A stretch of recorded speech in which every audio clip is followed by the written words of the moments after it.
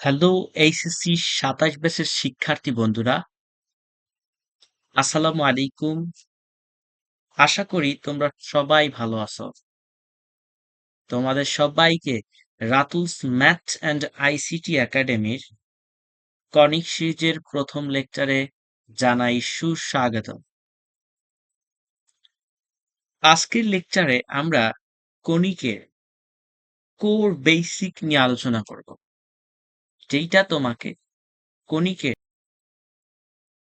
তো বন্ধুরা, আরেকটি কথা হলো, Ratul's math and ICT academy এইটা তোমরা যারা সায়েন্স, আর্টস, কমার্স ব্যাকগ্রাউন্ডের স্টুডেন্ট আছো, তিনোটা ব্যাকগ্রাউন্ডের, তোমাদের সবার জন্য কিন্তু এই একাডেমিটা। যারা সায়েন্স ব্যাকগ্রাউন্ডের স্টুডেন্ট আছো, তোমাদের ম্যাথ এবং আইসিটি এর বেস্ট অফ দ্য বেস্ট এবং টপ নচ কন্টেন্ট এই একাডেমি প্রোভাইড করবে। এবং যারা কমার্স এবং আর্টস ব্যাকগ্রাউন্ডের আছো, তোমাদের জন্য আইসিটি বিষয়ের টপ নচ কন্টেন্ট ইনশাল্লাহ আমরা প্রোভাইড করব। তাই তোমরা যারা সায়েন্স, আর্টস, কমার্স যে ব্যাকগ্রাউন্ডেরই হও না কেন, রাতুলস ম্যাথ অ্যান্ড আইসিটি একাডেমির ইউটিউব চ্যানেলটা সাবস্ক্রাইব করে রাখবে এবং ফেসবুক পেজটাকে ফলো দিয়ে রাখবে। ফলশ্রুতিতে তোমরা এরকম ম্যাথ এবং আইসিটি বিষয়ের প্রত্যেকটা টপ নচ কন্টেন্ট তোমরা দ্রুততার সাথে পেয়ে যাবে। ম্যাথ এবং আইসিটি বিষয়ের প্রত্যেকটা টপ নচ কন্টেন্ট তোমরা দ্রুততার সাথে পেয়ে যাবে এবং অবশ্যই হেল্পফুল হবে আর কি। তো ব্যাপারটা হচ্ছে যে ম্যাথ এবং আইসিটির বিষয়ে আমরা হচ্ছে ফ্রি কন্টেন্ট দিয়ে থাকবো, একবারে ফ্রি। ফ্রি হলেও সেটা একবারে টপ নচ প্রিমিয়াম কন্টেন্ট হবে ইনশাল্লাহ। তোমরা অবশ্যই বেনিফিটেড হবা, এতে কোনো সন্দেহ নাই। তো চলো বন্ধুরা, কথা না বাড়িয়ে আজকের ক্লাসটি আমরা শুরু করে দিই। তো আমাদের পড়াশোনার বিষয়বস্তু হচ্ছে, তোমরা দেখতেই পাচ্ছ কনিক। তো আমরা এখন চলে যাই, শুরু করে দিই। হ্যাঁ, তো দেখো শুরুতেই এখানে একটা দুই চলক বিশিষ্ট দ্বিঘাত সমীকরণ আছে।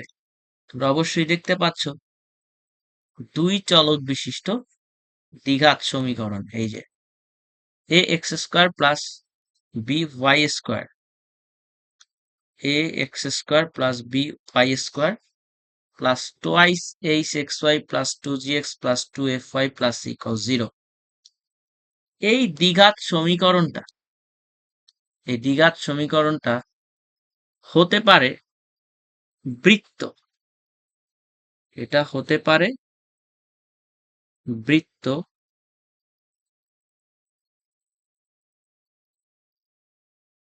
উপবৃত্ত,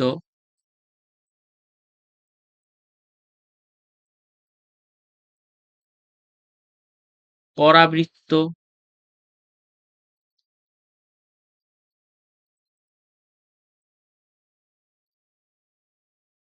অধিবৃত্ত,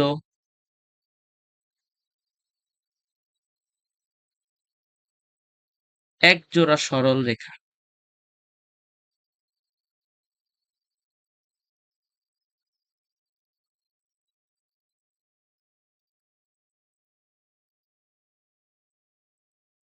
তার মানে এই যে দ্বিঘাত সমীকরণটা আছে, এই দ্বিঘাত সমীকরণটা বৃত্ত নির্দেশ করে, উপবৃত্ত নির্দেশ করে, পরাবৃত্ত নির্দেশ করে, অধিবৃত্ত, একজোড়া সরল রেখা এগুলাকে নির্দেশ করে। ঠিক আছে, a x square plus B Y square plus two h x Y plus two g x plus two f y plus c equal 0। এটা বৃত্ত, উপবৃত্ত, পরাবৃত্ত, অধিবৃত্ত, একজোড়া সরল রেখা যে কোনোটাই হতে পারে, বা ও যে কোনোটাই নির্দেশ করে। ঠিক আছে, এখন আমরা আরেকটা জিনিস জানবো, সেটা হচ্ছে এই যে বৃত্ত, উপবৃত্ত, পরাবৃত্ত, অধিবৃত্ত, একজোড়া সরল রেখা এগুলাকে সাধারণভাবে কমনলি কমনলি অর্থাৎ সাধারণভাবে এগুলাকে বলা হয় হচ্ছে কনিক। সাধারণভাবে, রিপিট, সাধারণভাবে এগুলাকে আমরা বলবো হচ্ছে কনিক। মানে বৃত্ত, এটার একটা সাধারণ নাম হচ্ছে কনিক। উপবৃত্ত, এটা তার নিজের নাম, সাধারণ নাম কনিক। পরাবৃত্ত, অধিবৃত্ত, একজোড়া সরলরেখা, এরা সবাই সাধারণভাবে এরা হচ্ছে কনিক। ঠিক আছে, এখন এই কনিক জিনিসটা কোত্থেকে আসলো, কনিক শব্দটা কোত্থেকে আসলো, আমরা এই ইনফরমেশনটাও একটু জেনে নেব। বন্ধুরা, কনিক শব্দটা, এই কনিক শব্দটা আসছে হচ্ছে কন থেকে। কোন থেকে, আমাদেরকে ক্লিয়ারলি কোন স্পেলিংটা আগে জানা লাগবে, একটু বুঝতে হবে। দেখো, কোন বলতে আমরা বুঝবো, এই যে দেখো, CONE, কোন।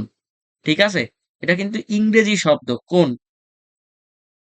জ্যামিতিতেও কিন্তু আমরা কোন ইউজ করি, বাট ওই কোন আর এই কোন এক না। CONE, কোন। ঠিক আছে, আমরা কোন আইসক্রিম খাইছি না, কোন আইসক্রিম যেটার ভিতরে প্যাকেজিং করা হয়, ওইটাই কিন্তু কোন। ঠিক আছে, এই কোণের বাংলাটা কি? এই কোণের বাংলা হচ্ছে কোণক। এই কোণের বাংলা হচ্ছে কোণক।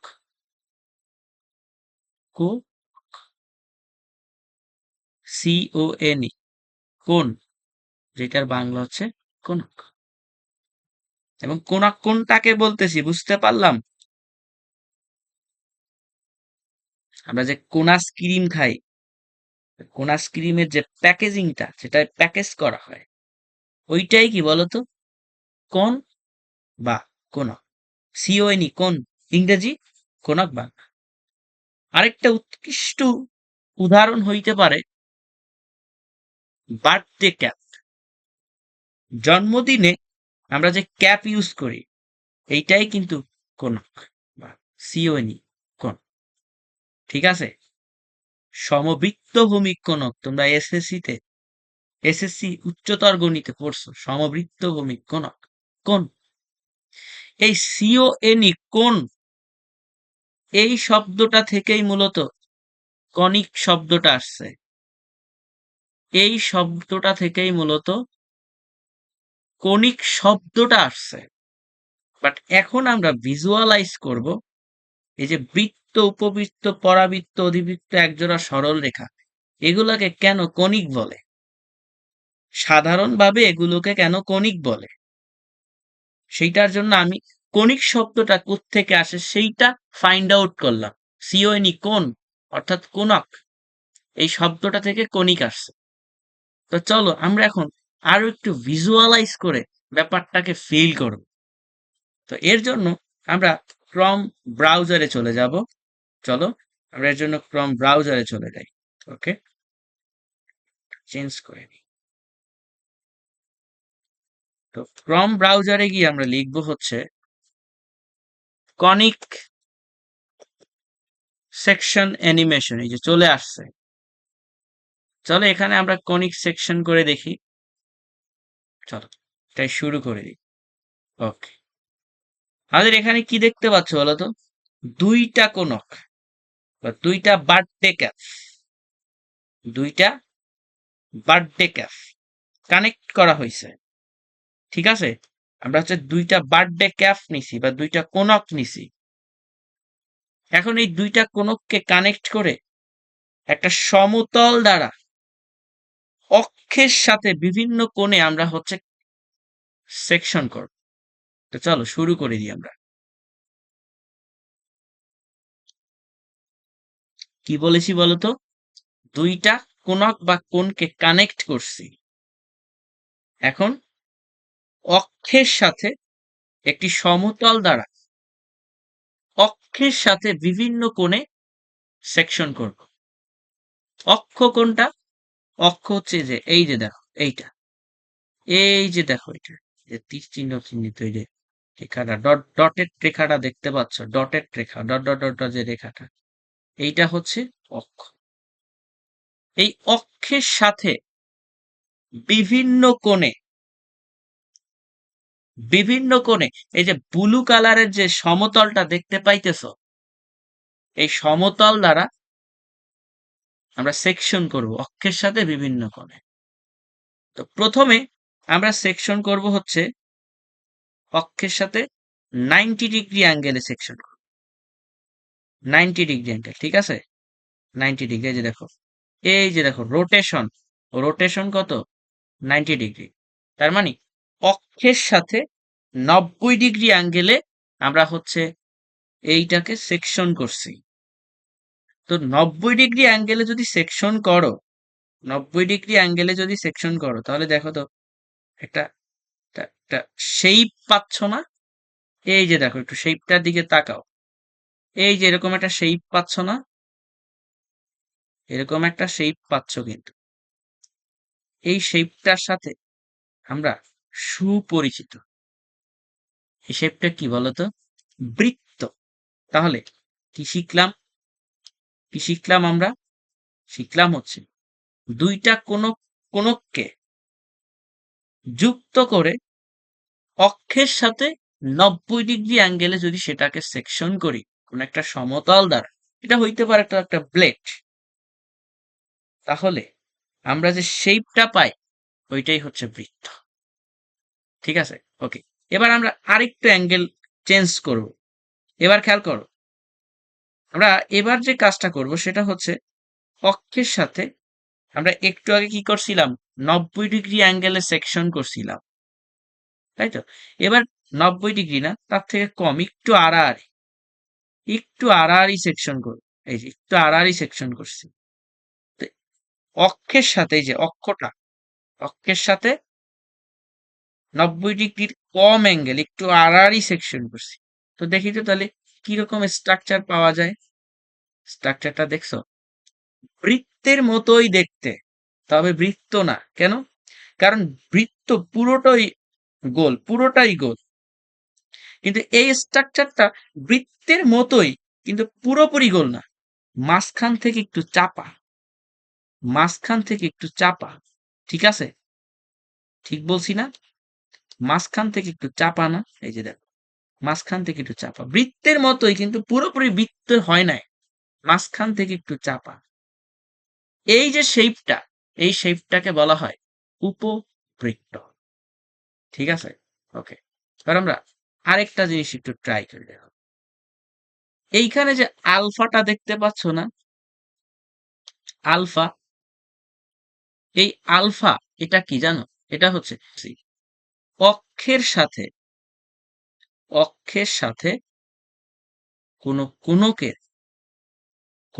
কোনকের পৃষ্ঠ যে কোণ উৎপন্ন করে ওইটাকে আমরা আলফা দিয়ে প্রকাশ করি। তাহলে এই যে অক্ষটা দেখতে পাচ্ছ না?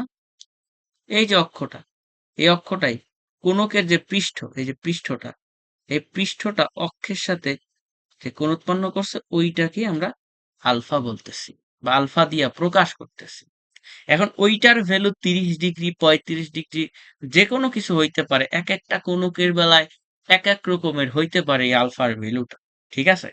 ওকে, খেয়াল করো, যদি এখন আমরা এই আলফার সমান্তরাল অ্যাঙ্গেলে যদি সেকশন করি, আলফার সমান্তরাল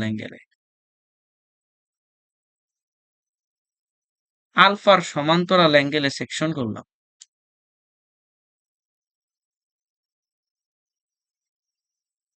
আলফার সমান্তরাল। দেখো এখানে আলফা কত? আলফা 30 ডিগ্রি, আর এই যে রোটেশন এটাও কত? 30 ডিগ্রি। আমরা এটা কি করছি? আলফা কত? আলফা হচ্ছে 30 ডিগ্রি, তাই না? আলফা হচ্ছে 30 ডিগ্রি। তো আমরা কি করছি? অক্ষের সাথে 30 ডিগ্রি অ্যাঙ্গেলেই সেকশন করছি। আলফা 30 ডিগ্রি, আলফা কোনটা?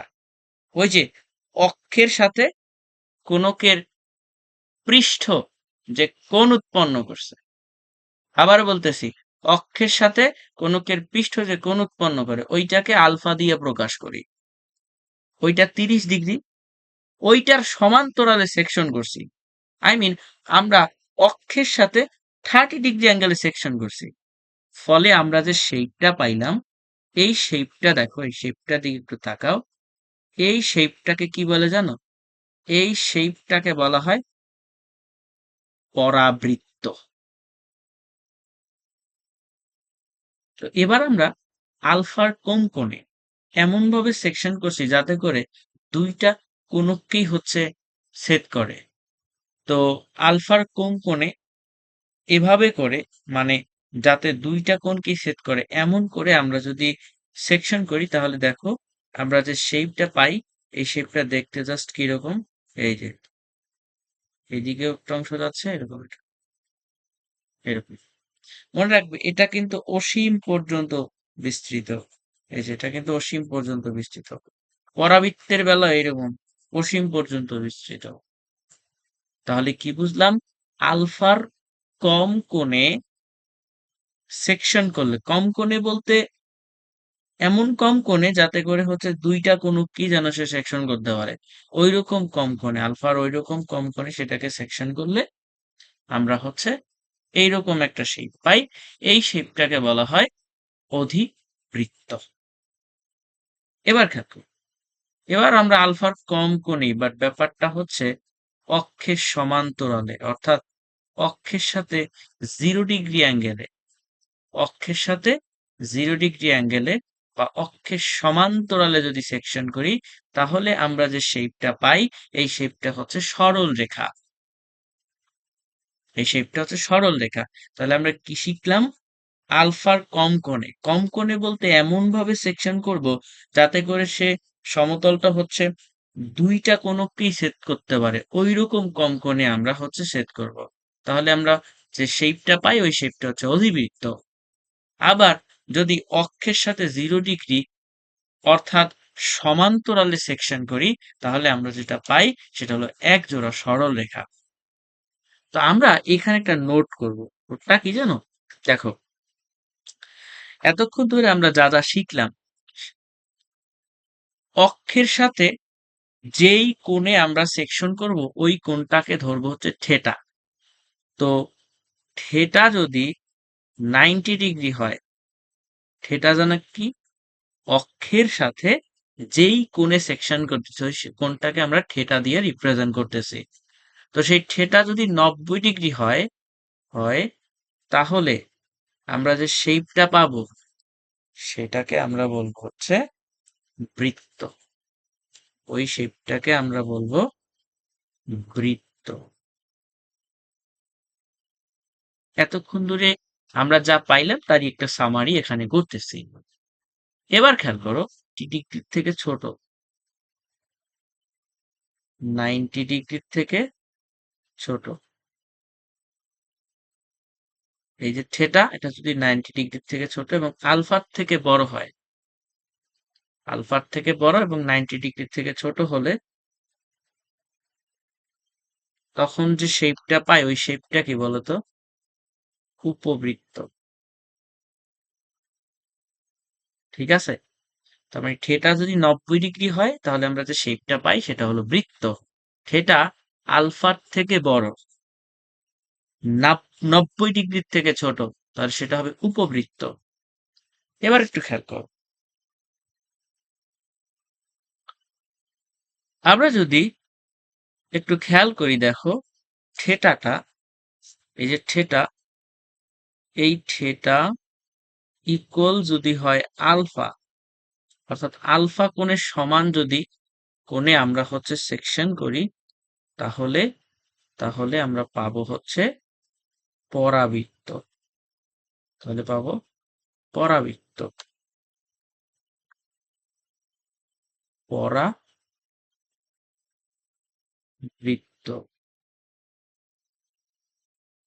থেকে বড় এবং আলফার থেকে ছোট হয়, আলফার থেকে ছোট হয়, আই মিন আমরা যদি আলফার থেকে ছোট এবং 0 থেকে বড় কোণে সেকশন করি, তাহলে আমরা পাবো হচ্ছে অধিবৃত্ত। অধিবৃত্ত।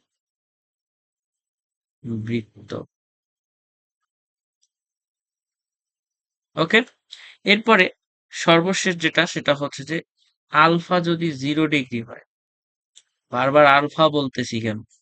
থেটা, থেটা, থেটা কি? অক্ষের সাথে যে কোণে আমরা সেকশন করতেছি।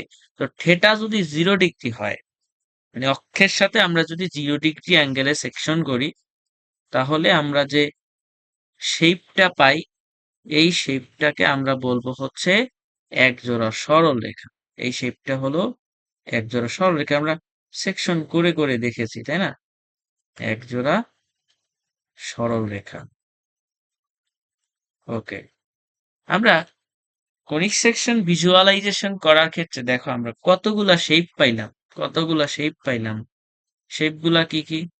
দেখো, একটা শেপ পাইছি বৃত্ত, একটা পাইছি উপবৃত্ত, পরাবৃত্ত, অধিবৃত্ত, একজোড়া সরল রেখা। এই শেপগুলা আমরা পাই কি থেকে বলতো? কোণ থেকে বা কোণক থেকে। এই জন্যই এই শেপগুলাকে কনিক বলা হয়। উত্তরটা কি পেয়েছো? আবারও বলতেছি, বৃত্ত, উপবৃত্ত, পরাবৃত্ত, অধিবৃত্ত, একজোড়া সরল রেখা, এই শেপগুলো আমরা পাই হচ্ছে কোণ বা কোণক থেকে। এই জন্য এই শেপগুলাকে কনিক বলা হয়। বুঝতে পারলাম? এবং কি কি দেখলাম? থেটা, থেটা কি? অক্ষের সাথে যে অ্যাঙ্গেলে সেকশন করতেছি, থেটা যদি 90 ডিগ্রি হয়, তাহলে যে শেপ পাবো সেটা বৃত্ত। থেটা যদি আলফার থেকে বড়, 90 ডিগ্রির থেকে ছোট হয়, তাহলে উপবৃত্ত। থেটা যদি আলফা হয়, তাহলে পরাবৃত্ত। থেটা যদি 0-র থেকে বড়, আলফার থেকে ছোট হয়, তাহলে অধিবৃত্ত। থেটা যদি 0 ডিগ্রি হয়, তাহলে একজোড়া সরল রেখা। তো আমি শুরুতেই বলেছিলাম যে দুইটা কোণকের শীর্ষ যদি কানেক্ট করে দেওয়া হয়, যুক্ত করে দেওয়া হয়, এরপর তার অক্ষের সাথে আমরা যদি বিভিন্ন কোণে তাকে সেকশন করি, তাহলে আমরা বিভিন্ন শেপ পাবো। তো ইতিপূর্বে আলোচনা করেছি যে যদি আমরা 90 ডিগ্রি কোণে সেকশন করি, তাহলে পাবো বৃত্ত। আলফার থেকে বড়, 90-র থেকে ছোট হলে উপবৃত্ত। আলফার সমান কোণে সেকশন করলে পরাবৃত্ত। 0-র থেকে বড়, আলফার থেকে ছোট করে করলে হচ্ছে অধিবৃত্ত। 0-র সমান বা 0 ডিগ্রি অ্যাঙ্গেলে সেকশন করলে পাবো হচ্ছে একজোড়া সরল রেখা। বুঝতে পারলাম? আর এই বৃত্ত, উপবৃত্ত, পরাবৃত্ত, অধিবৃত্ত, একজোড়া সরল রেখা, এইগুলো আমরা পাচ্ছি কি থেকে? কোণ বা কোণক থেকে। এই জন্য এই শেপগুলারে বলা হয় কনিক। বৃত্ত, উপবৃত্ত, পরাবৃত্ত, অধিবৃত্ত, একজোড়া সরল রেখা, এগুলোকে সাধারণভাবে কনিক এই জন্যই বলা হয়। আমরা কি ফিল করতে পারলাম? ওকে, তো আমরা ফিল করে ম্যাথ শিখবো, ঠিক আছে? এভাবে করে আমরা হচ্ছে ফিল করে ম্যাথ শিখবো ইনশাআল্লাহ। শিখবো। ইতিপূর্বে আমরা কনিক জিনিসটা কোত্থেকে আসলো সেটা ভিজুয়ালাইজেশনের মাধ্যমে শিখেছি। এখন আমরা কনিক সংক্রান্ত আরো কিছু এক্সট্রা জিনিস শিখবো। দেখো, এইখানে যে আমাদের আহ দ্বিঘাত সমীকরণটা আছে, দুই চলক বিশিষ্ট আদর্শ দ্বিঘাত সমীকরণ, এই সমীকরণটা সম্পর্কে আমি ইতিপূর্বে আমরা জেনেছি যে এই সমীকরণটা বৃত্ত, উপবৃত্ত, পরাবৃত্ত, অধিবৃত্ত, একজোড়া সরল রেখা যে কোনো কনিককে নির্দেশ করে। তবে মনে রাখবে, নির্দিষ্ট শর্ত সাপেক্ষে, আই রিপিট, নির্দিষ্ট শর্ত সাপেক্ষে সে কিন্তু নির্দিষ্ট একটা কনিককে নির্দেশ করবে। এই যে আমরা যে দুই চলক বিশিষ্ট আদর্শ দ্বিঘাত সমীকরণটা দেখতে পাচ্ছি, এইটা নির্দিষ্ট শর্ত সাপেক্ষে নির্দিষ্ট একটা কণিককে নির্দেশ করবে। তো চলো আমরা এই ব্যাপারটা একটু জেনে নিই। ব্যাপারটা হচ্ছে, দেখো, এই দ্বিঘাত সমীকরণে কয়েকটা ধ্রুবক আছে, এ, বি, এইচ, জি, এফ, সি। এই ধ্রুবকগুলা নিয়ে একটা ডিটারমিনেন্ট বা নির্ণায়ক তৈরি করব, ঠিক আছে? এই নির্ণায়কটাকে আমরা নাম দেব হচ্ছে ডেল্টা বা ডেল। এই নির্ণায়কটা হবে ডেল, ঠিক আছে? ডেল নামের একটা নির্ণায়ক, ডেল নামের একটা নির্ণায়ক। ওকে, এখানে একটা জিনিস খেয়াল করবা যে কিভাবে আমরা নির্ণায়কটা বানাইতেছি। বা তো দেখো, নির্ণায়কটা কিভাবে লিখতে হবে বা কিভাবে বানাইতে হবে, নির্ণায়কের যুক্তিগুলারে কিভাবে নেওয়া লাগবে, এইটা একটু ফার্স্ট অফ অল জানবো। ওকে, এখানে দেখো, আমরা এইখানে যে ধ্রুবক গুলো আছে, এ, বি, এইচ, জি, এফ, সি, এই ধ্রুবকগুলা নিয়ে আমি একটা নির্ণায়ক বানাবো, এবং নির্ণায়কটা কিভাবে বানাবো খেয়াল করো। আমরা কর্ণ বরাবর দেব হচ্ছে এ বি সি, এরপরে এই বরাবর হবে জিএফ, ঠিক সেম এই বরাবরও হবে জিএফ, অ্যান্ড আরেকটা বাকি থাকলে এটা এই, এটা এইভাবে। ঠিক আছে, এইভাবে করে আমাদেরকে নির্ণায়কটা বানাইতে হবে। এবার এই যে নির্ণায়ক ডেল, এর ভ্যালু, এর ভ্যালু যদি জিরো হয়, এর ভ্যালু জিরো হলে, এর ভ্যালু জিরো হলে মনে রাখবা এই সমীকরণটা, এই দ্বিঘাত সমীকরণটা তখন হবে এক জোড়া সরল রেখা। আমি ইতিপূর্বে একটা কথা বলেছি যে নির্দিষ্ট শর্ত সাপেক্ষে সে কিন্তু নির্দিষ্ট একটা কণিককে নির্দেশ করবে। তো যখন শর্তটা এমন হবে যে ডেল অর্থাৎ নির্ণায়কের ভ্যালুটা জিরো, তখন এই দ্বিঘাত সমীকরণটা হবে এক জোড়া সরল রেখা, এক জোড়া সরল রেখা। ঠিক আছে, বুঝাইতে পারলাম? ওকে। এখন প্রশ্ন হলো, যদি ডেলের ভ্যালু জিরো না হয়, অর্থাৎ নট ইকুয়াল জিরো হয়, তখন এই দ্বিঘাত সমীকরণটা কি নির্দেশ করবে? তা আমরা ইতিপূর্বে 5টা কণিক সম্পর্কে জানছি: বৃত্ত, উপবৃত্ত, পরাবৃত্ত, অধিবৃত্ত, একজোড়া সরল রেখা। এখন জানলাম যদি ডেল ইকুয়াল জিরো হয়, তখন এই দ্বিঘাত সমীকরণটা একজোড়া সরল রেখা নির্দেশ করে। যদি ডেল ইকুয়াল জিরো না হয়, অর্থাৎ del is not equal zero হয়, তাহলে তাহলে বাকি চারটার যে কোনো একটা। ঠিক আছে, তাহলে বাকি চারটা যে কোনো একটা। এবার বাকি চারটার যে কোনো একটা, এদের ভিতর থেকে আবার চারটার কোনটা কখন নির্দেশ করবে এইটাও আমরা দেখব। তাহলে প্রথমত এই যে দ্বিঘাত সমীকরণের ধ্রুবকগুলো নিয়ে গঠিত যে নির্ণায়ক ডেল, এটা জিরো হলে দ্বিঘাত সমীকরণটা হবে একজোড়া সরল রেখা। যদি জিরো না হয়, del is not equal zero হলে, জিরো হলে একজোড়া সরল রেখা, বাস শেষ। জিরো না হলে বাকি চারটার যে কোনো একটা। বাকি চারটার কোনটা কখন এইটা আমরা দেখব। প্রথমত দেখো, প্রথমত আমরা যেটা দেখব সেটা হচ্ছে যে a equal B not equal zero এবং এইচ ইকুয়াল জিরো, এটা হচ্ছে একটা শর্ত। দেখো, প্রথমত del is not equal zero, বেশ ভালো। প্রথমত ডেলের মান জিরো হবে না। দেন যদি এমন হয় যে এ আর বি অর্থাৎ এক্স স্কোয়ার এবং ওয়াই স্কোয়ারের সহগ সমান এবং জিরো না, এবং এইচ এর মান জিরো, তোমরা ফার্স্ট পেপারে পড়ে থাকবে বৃত্ত হওয়ার শর্তে যে এক্স ওয়াই যুক্ত পদ বর্জিত থাকবে বা এক্স ওয়াই যুক্ত পদ মুক্ত থাকবে। এক্স ওয়াই যুক্ত পদ কখন থাকবে না? এইচ এর মান যখন জিরো হবে। দেখো, এই যে টু এইচ এক্স ওয়াই, এইখানে যদি এক্স ওয়াই না থাকে, যে এই সমীকরণে দ্বিঘাত সমীকরণে এক্স ওয়াই না থাকা মানে কি? এটার যে সহগ আছে না টোয়াইস এইচ, এই সহগটা জিরো। এই দ্বিঘাত সমীকরণে এক্স ওয়াই না থাকা এর মানে হচ্ছে এর যে সহগ এর ভ্যালু জিরো। ঠিক আছে, এখন টোয়াইস এইচ ইকুয়াল জিরো হলে এইচ ইকুয়ালও জিরো।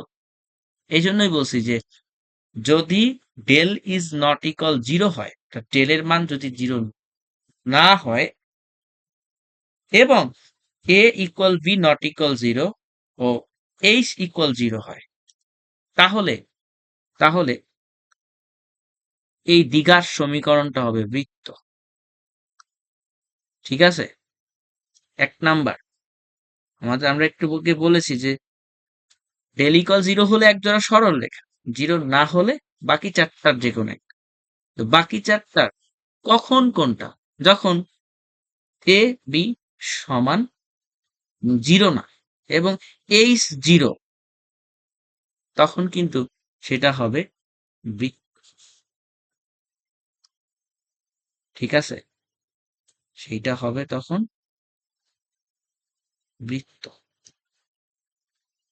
আবারও বলতেছি, ব্যাপারটা আবারও বলতেছি, ডেলের মান 0 হলে এক জোড়া সরল রেখা, না হলে চারটার যে কোনো একটা, না হলে চারটার যে কোনো একটা, অর্থাৎ ডেলের মান 0 না হলে চারটার যে কোনো একটা। তো চারটার কখন কোনটা?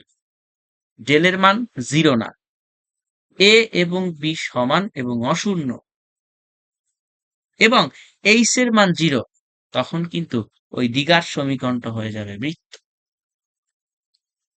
এরপরে খেয়াল করো, এরপরে হচ্ছে যদি ব্যাপারটা এরকম হয়, H square equal AB, H square equal AB, H এর বর্গ এবং এ এবং বি এর গুণফল, এটা যদি সমান হয়, এইটা সমান হলে পরাবৃত্ত,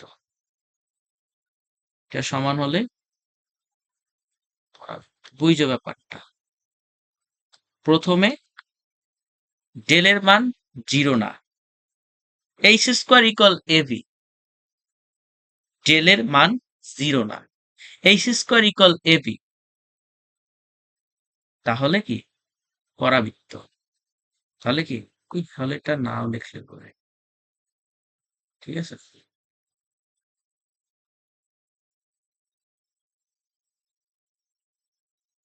ডেল ইজ নট ইকুয়াল 0, তাহলে ডেল ইজ নট ইকুয়াল 0, এরপরে যদি এমন হয় যে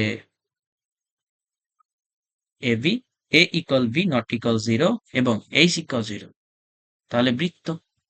del is not equal 0, H square equal AB হলে পরাবৃত্ত, এটা হলে পরাবৃত্ত। ঠিক আছে, এটা হলে পরাবৃত্ত।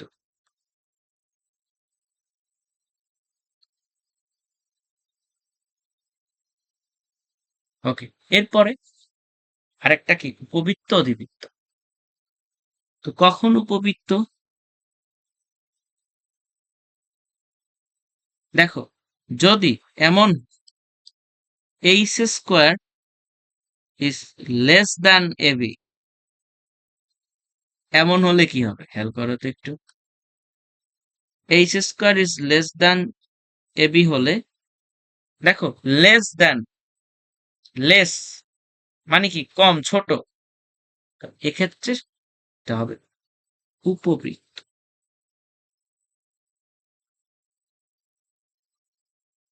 উপবৃত্ত। আরেকটা রইল, যদি গ্রেটার দেন হয়, গ্রেটার দেন এবি এর থেকে বড় হয়, এইচ স্কোয়ারের ভ্যালু এবি এর থেকে বড় হয়, তাহলে সেইটা হবে অধিবৃত্ত। দেখো, গ্রেটার মানে বড়, অধি অধি, আরেকটা কি লেস মানে ছোট, তো উপবৃত্ত। মনে রাখবা, less, H square less than AB, less অর্থাৎ ছোট, তখন উপবৃত্ত।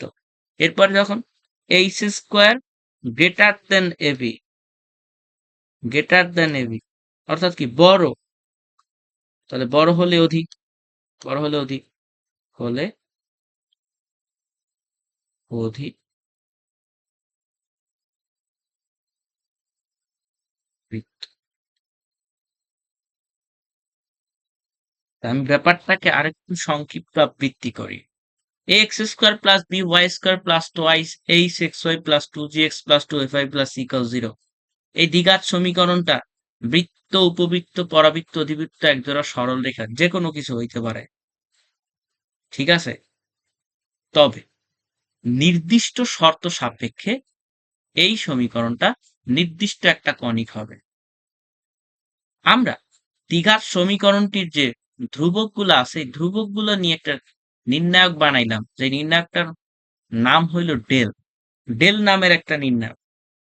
এই নির্ণায়কের ভ্যালু যদি 0 হয়, তাহলে একজোড়া সরল রেখা।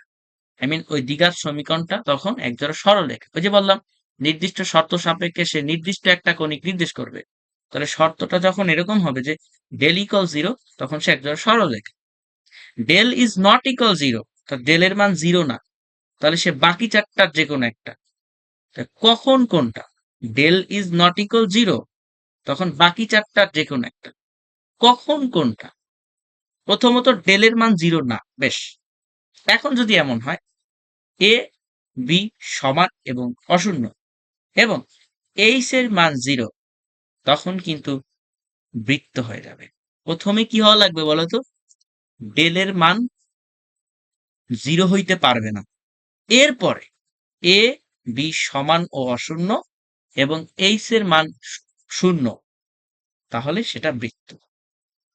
এরপর দেখো ডেল ইজ নট ইকুয়াল 0, প্রথম কিন্তু শর্ত হচ্ছে ডেলের মান 0 হইতে পারবে না। এরপরে যদি এমন হয় এইচ স্কোয়ার ইকুয়াল এবি, তখন কিন্তু দ্বিঘাত সমীকরণটা পরাবৃত্ত।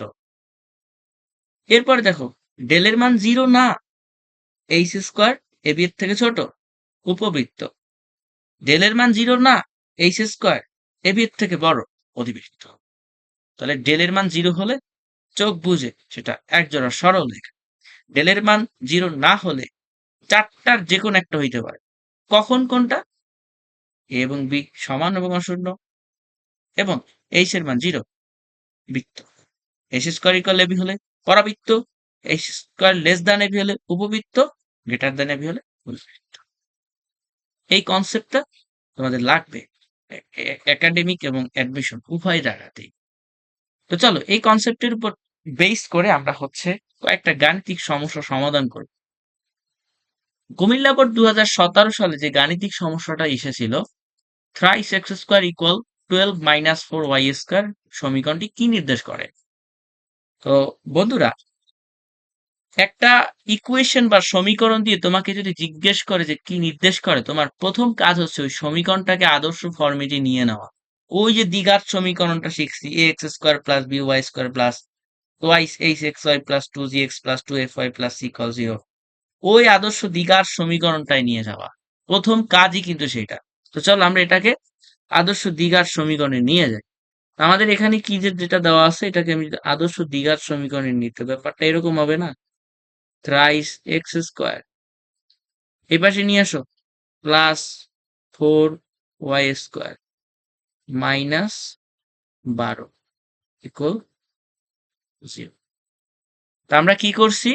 সমীকরণটাকে আদর্শ ফরম্যাটে নিয়ে আসলাম। আমাদের যে একটু আগে যে আদর্শ দ্বিঘাত সমীকরণটা নিয়েছি, ওই সমীকরণে নিয়ে আসলাম। এখন ওই সমীকরণের সাথে যদি আমরা তুলনা করি, ওই যে এ এক্স স্কোয়ার, যে এটা a x square plus B Y square plus 2 x Y plus 2gx plus 2fy plus c equal 0, এটার সাথে তুলনা করলে এ এর মান কত হয় বলতো? এ এর মান কিন্তু হয় 3। এ ইকুয়াল কত আসতেছে তাহলে? 3 এবং বি ইকুয়াল কত? 4। এবার বলতো এইচ এর মান কত? কিভাবে বের করব? এই যে সমীকরণটা আদর্শ ফরম্যাটে নেওয়া, যে সমীকরণটা, এই সমীকরণে এক্স ওয়াই যুক্ত কোনো পদ কি আছে? উত্তর হলো না, এক্স ওয়াই যুক্ত কোনো পদ নাই। যেহেতু এক্স ওয়াই যুক্ত কোনো পদ নাই, তার মানে এখানে এইচ এর ভ্যালু হবে কত? 0। 0।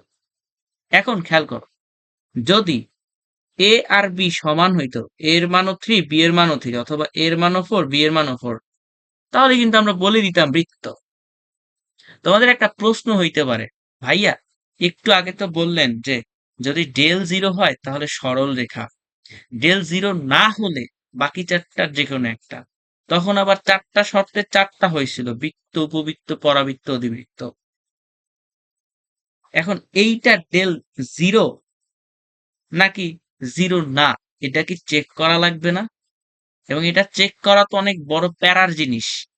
উত্তর হচ্ছে ভাই, ম্যাক্সিমাম ক্ষেত্রেই তোমার এটা নির্ণয় করার দরকারই নেই যে ডেলের মান 0 নাকি না। কেন? দেখো, তুমি যদি চারটা অপশনে খেয়াল করো, বৃত্ত, পরাবৃত্ত, উপবৃত্ত, অধিবৃত্ত, দেখবা যে ম্যাক্সিমাম ক্ষেত্রে চারটা অপশনেই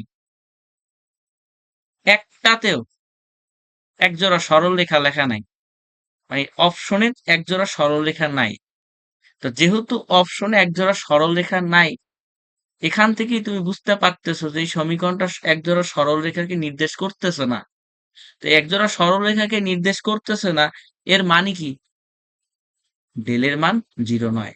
সো ওইটা চেক করার দরকার নাই যে ডেল ইজ ইকুয়াল 0 নাকি নট ইকুয়াল 0। এইটা তোমাদের একাডেমিক লেভেলে চেক করার দরকার নাই, তবে কিছু অ্যাডমিশন টেস্টে চেক করার প্রয়োজন পড়ে। যদি তোমরা অপশনে দেখো যে একজোড়া সরলরেখা, এরকম একটা অপশন আছে যে একজোড়া সরলরেখা, তাহলে হচ্ছে ওইটা চেক করবা যে ডেলের মান 0 নাকি না। অপশনে একজোড়া সরলরেখা নাই, তার মানে del is not equal 0। So del এখন আর প্রুফ করার দরকার নাই, ডেল ইজ নট ইকুয়াল 0। অপশনে একজোড়া সরলরেখা নাই, তার মানে ডেল ইজ নট ইকুয়াল 0। তো এখন তুমি ওইটা দেখবা যে এ বি সমান এবং অশূন্য, এইচ এর মান 0 নাকি কিরকম। তো আমরা এখান থেকে বুঝতে পারতেছি যে এটা বৃত্ত হবে না, কারণ বৃত্ত হইতে গেলে এ এবং বি সমান হওয়া লাগবে, তো সমান না, বৃত্ত হবে না।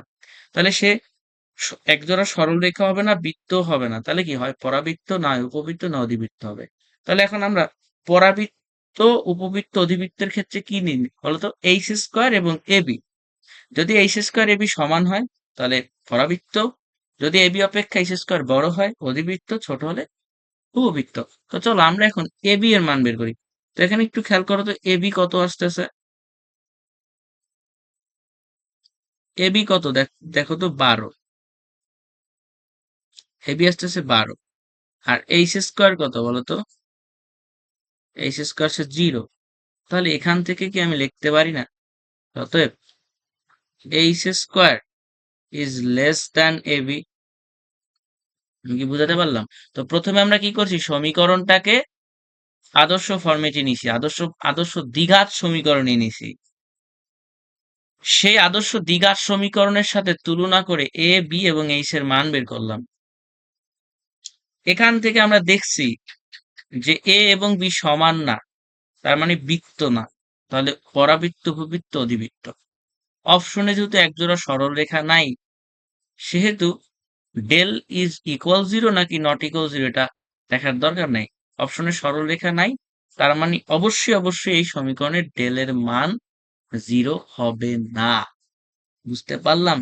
তো 0 হবে না, তাহলে এখন আমরা চেক দেব এ এবং বি সমান কিনা, না, তার মানে বৃত্ত না। তাহলে পরাবৃত্ত, উপবৃত্ত, অধিবৃত্ত তিনটা যেকোনো একটা। তাহলে এবার এ বির মান বের করবো 12, এইচ স্কোয়ারের মান বের করলাম 0। এ বি এইচ স্কোয়ার থেকে বড়, বা এইচ স্কোয়ার এ বির থেকে ছোট। যখন এখান থেকে তো আমরা বুঝেই গেলাম যে অপশনে যেহেতু একজোড়া সরলরেখা নাই, সেহেতু del is not equal 0, del is not equal 0, এবং H square is less than A B. এইটা কি হওয়ার শর্ত বলতো? এটা কিন্তু অধিবৃত্ত, সরি উপবৃত্ত হওয়ার শর্ত, সেটা উপবৃত্ত হবে, উপবৃত্ত হবে। এরপরে খেয়াল করো পরে যে সমীকরণটা আছে, জাহাঙ্গীরনগর বিশ্ববিদ্যালয় 18-19 সেশনে আসছিল। এইখানেও দেখো অপশনে একজোড়া সরলরেখা নাই, তার মানে এই সমীকরণটার ক্ষেত্রেও ডেল ইজ নট ইকুয়াল 0 হবে। ডেলের মান 0 হবে না, নট ইকুয়াল 0।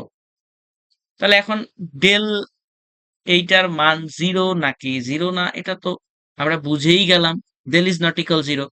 তাহলে এখন আমরা দেখব যে a equal B not equal 0 and h equal 0, নাকি h square is equal a b, নাকি h square is less than A b, নাকি h square is greater than A b. তো এর জন্য আমরা প্রথমতই সমীকরণটাকে কি করব বলতো? আদর্শ দ্বিঘাত সমীকরণে নিয়ে যাব। তো চলো সেটাকে আমরা নিয়ে যাই। আদর্শ দ্বিঘাত সমীকরণে নেওয়ার একটাই কাজ, সবগুলারে বাম পাশে নিয়ে রেখে দাও, ডান পাশে শুধু 0 থাকবে। তাহলে H square minus 2x minus 5y plus 1। I mean আমরা বাম পাশে সবগুলো রাখবো, সবগুলো টার্ম বা পদ রাখবো, ডান পাশে শুধু 0 থাকবে। এটাই তো আমরা দ্বিঘাত সমীকরণে দেখেছি।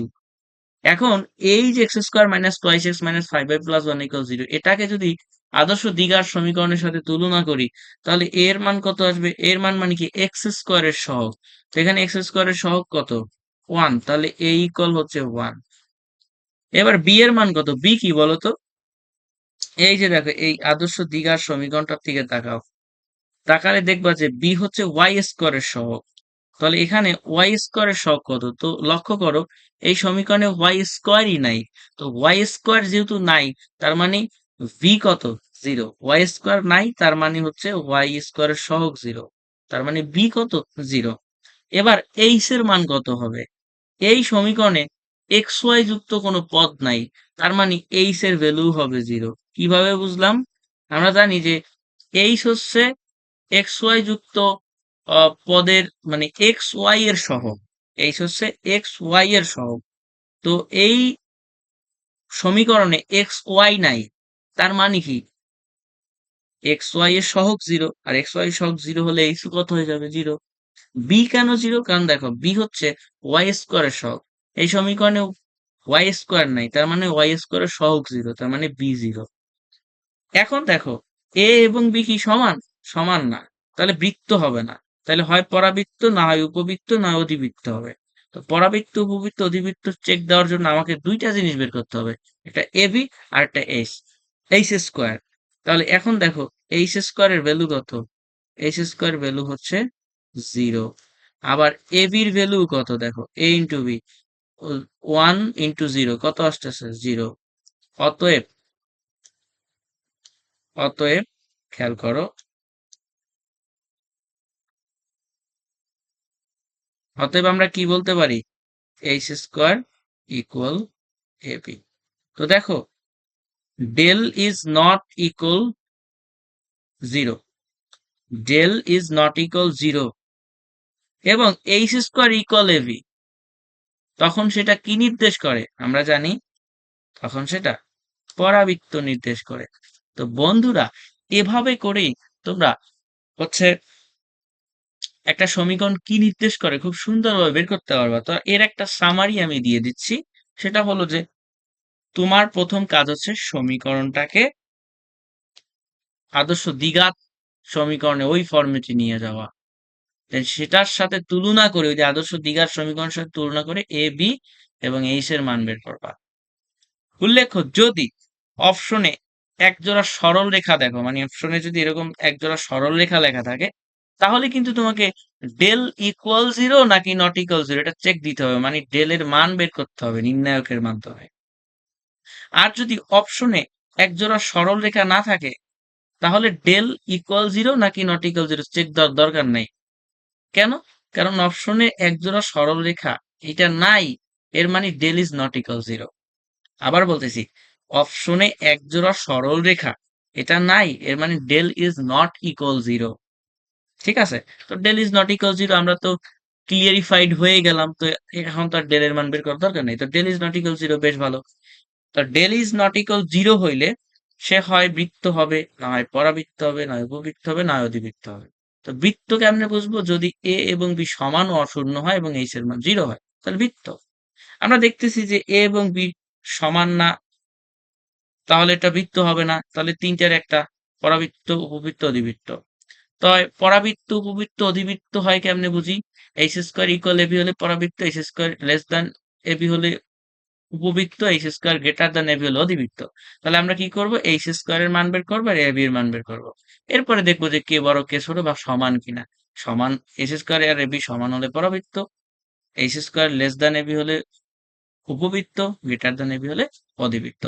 তো তোমাদের সবাইকে ধন্যবাদ শুরু থেকে শেষ পর্যন্তই ক্লাসটি মনোযোগ সহকারে দেখার জন্য।